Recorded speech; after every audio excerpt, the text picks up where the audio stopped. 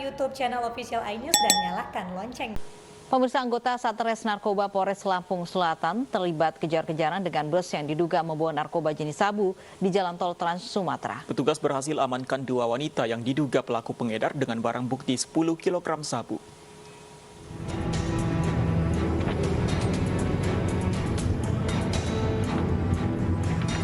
Aksi kejar-kejaran terjadi di Tol Trans Sumatera saat jajaran Satres Narkoba Polres Lampung Selatan memburu terduga pengedar sabu yang menumpang bus antar lintas Sumatera. Polisi terpaksa melepaskan tembakan peringatan untuk menghentikan laju bus yang tak juga mau menepi. Setelah berhasil memaksa bus berhenti, petugas lantas menggeledah bus dan penumpang beserta barang bawaan mereka.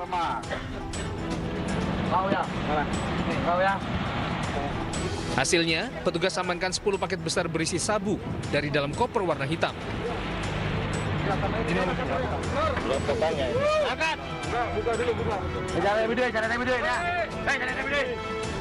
Selain amankan barang bukti sabu, petugas juga amankan 2 orang perempuan yang diduga berperan sebagai kurir sabu.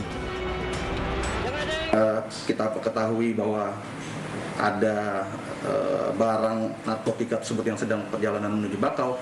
Akhirnya kita lakukan penyergapan terhadap kendaraan tersebut di tol, dan kita dapatkan di tol Bakauheni kilometer 9. Akhirnya kita temukan bis ALS tersebut, kita hentikan, kita lakukan pemeriksaan, dan memang ditemukan adanya 2 koper berisi 10 bungkus narkotika jenis sabu. Barang bukti sabu dan kedua terduga kurir sabu lantas dibawa ke kantor polisi untuk pemeriksaan mendalam. Diduga mereka merupakan anggota jaringan besar sabu lintas pulau di tanah air. Bila terbukti, keduanya terancam hukuman penjara seumur hidup atau hukuman mati. Dari Lampung Selatan, Lampung, Heri Fulistiawan, iNews melaporkan. Seorang oknum guru sekolah dasar di Rejang Lebong, Bengkulu memiliki ladang ganja. Selain menangkap pelaku, polisi menyita 400 batang ganja dan 5 kg ganja kering siap edar.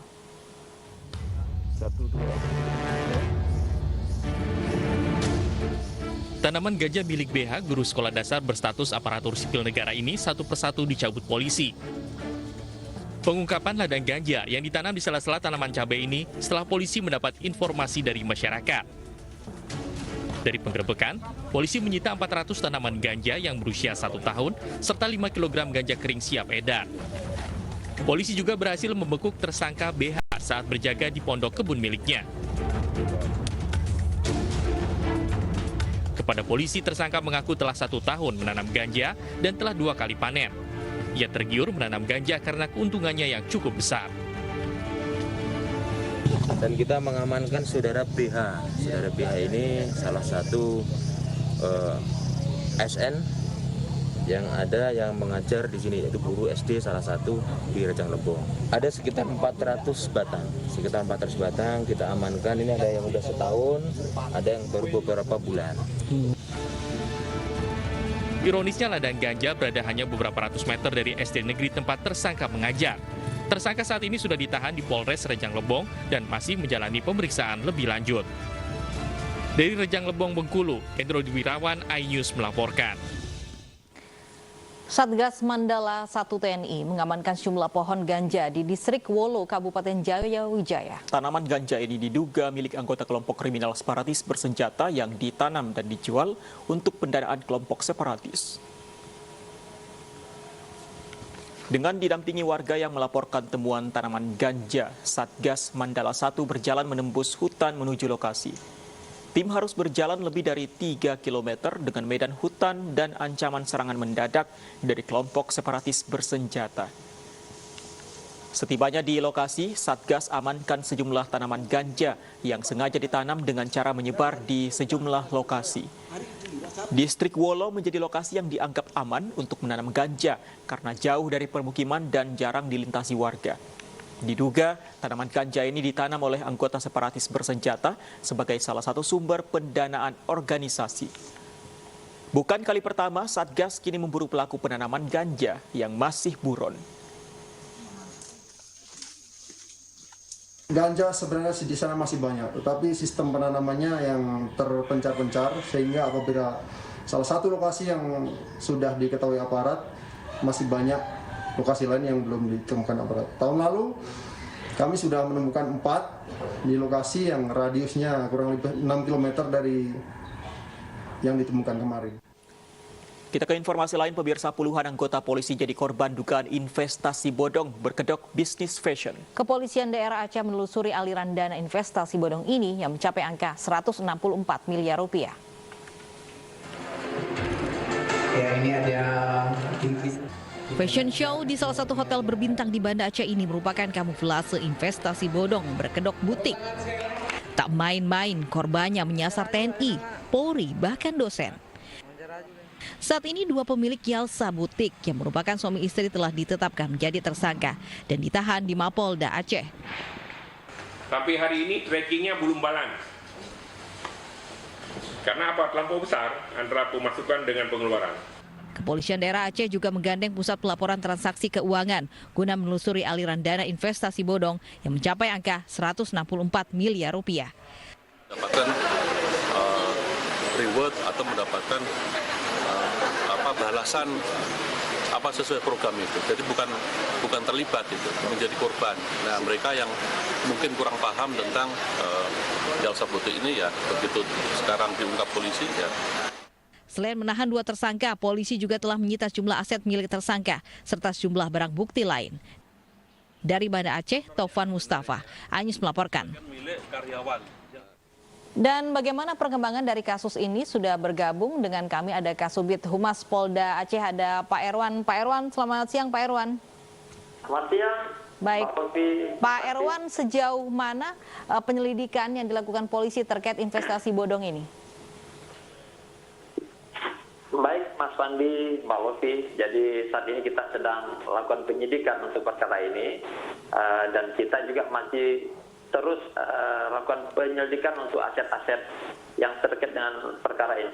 Jadi kita terus lakukan aset tracing sekarang ini. Apakah betul Pak Erwan ini modusnya adalah memang butik atau bisnis fashion? Ya, terima kasih Mbak. Jadi ini hanya kedok aja butik. Jadi para tersangka ini untuk meyakinkan para member untuk menanamkan atau menyimpan dananya di mereka dan alasan untuk kebutuhan butik. Jadi untuk kemajuan butik, untuk bisa memasarkan dari butik ini. Maksudnya sistemnya lebih rinci lagi seperti apa Pak? Berapa yang harus distorkan setiap anggotanya? Kemudian sistemnya ketika mereka sudah menyetorkan uang sebagai investasi akan diapakan uangnya oleh pelaku?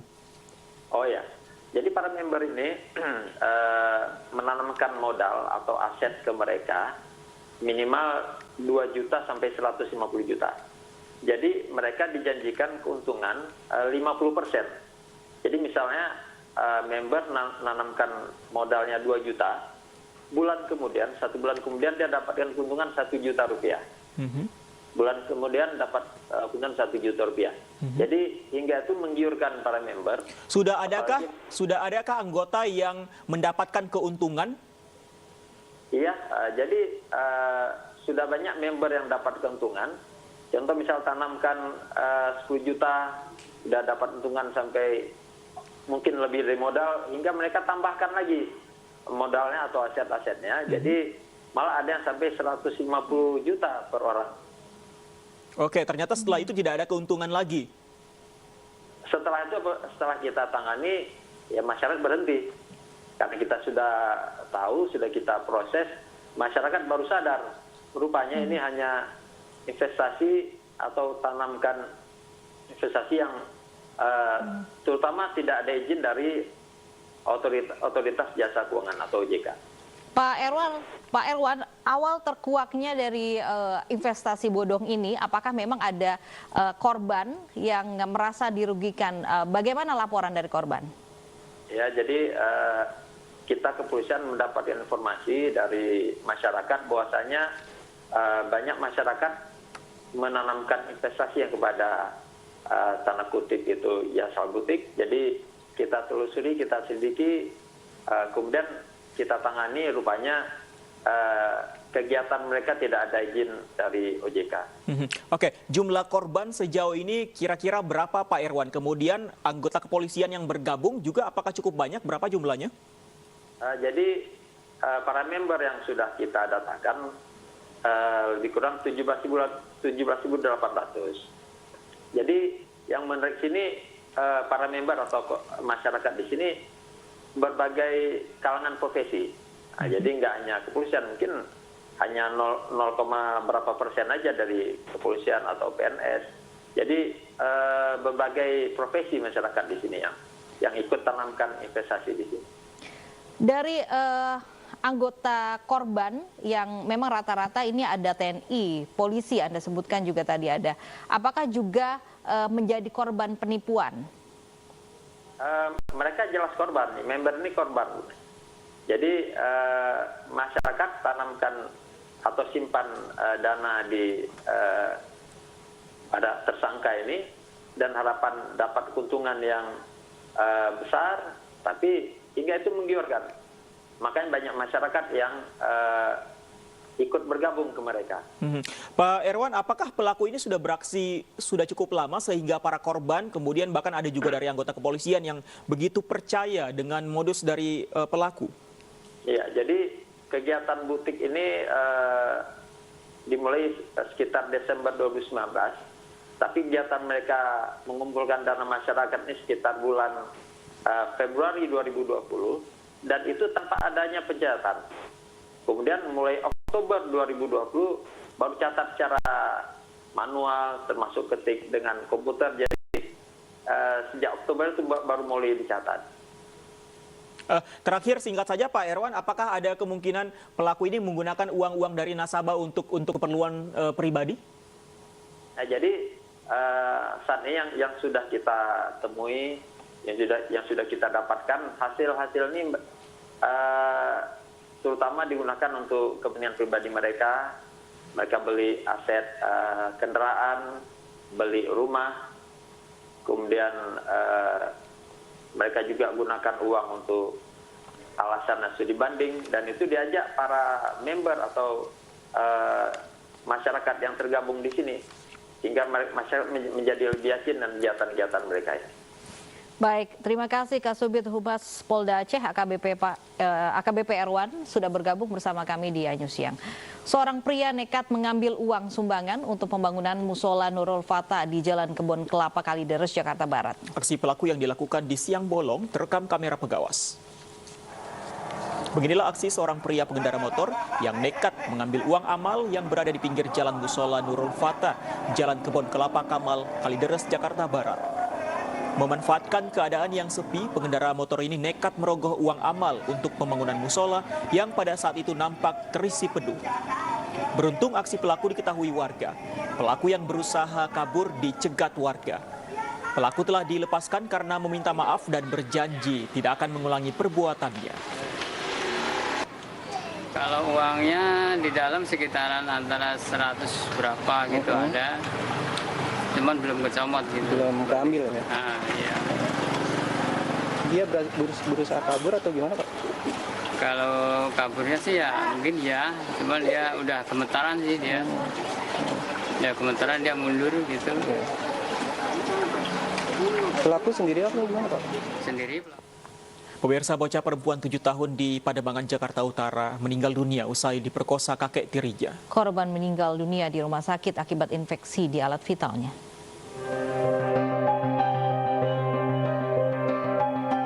Duka masih menyelimuti kediaman orang tua bocah perempuan 7 tahun yang meninggal dunia usai diperkosa kakek tirinya. Keluarga sama sekali tak menyangka putri kesayangannya akan menjadi korban pemerkosaan oleh kakek tirinya sendiri. Kasus terungkap setelah korban selalu mengeluh sakit saat buang air. Dari pemeriksaan diketahui ada infeksi di alat vital korban karena pemerkosaan oleh pelaku. Ya, dia bilangnya sakit dulu sama saya. Kalau mau dilihat, itunya dia nggak pernah mau, nangis. Anak saya nangis, nggak mau dilihat. Karena kondisinya yang terus menurun, korban akhirnya meninggal dunia di Rumah Sakit Persahabatan, Jakarta Timur. Polisi mengungkap pelaku TS mengancam korban agar tidak melaporkan pemerkosaan kepada siapapun. Jadi dari korban mengeluhkan kepada orang tuanya, karena sebelumnya sudah pernah diancam korban. Kalau misalkan kamu nanti bicara sama ibumu maupun nenekmu, mereka akan saya bunuh. Pelaku menyampaikan demikian. Ini korban takut, tetapi karena lama-kelamaan sakit di bagian kemaluan dan duburnya, akhirnya bercerita apa yang terjadi sesungguhnya. Menurut keterangan dari saksi maupun pengakuan dari pelaku, ini perbuatan ini dilakukan sejak bulan Januari. TS akan dijerat dengan Undang-Undang Perlindungan Anak dan Undang-Undang Kekerasan dalam Rumah Tangga dengan ancaman hukuman maksimal 15 tahun penjara. Dari Jakarta, Tim Liputan iNews melaporkan.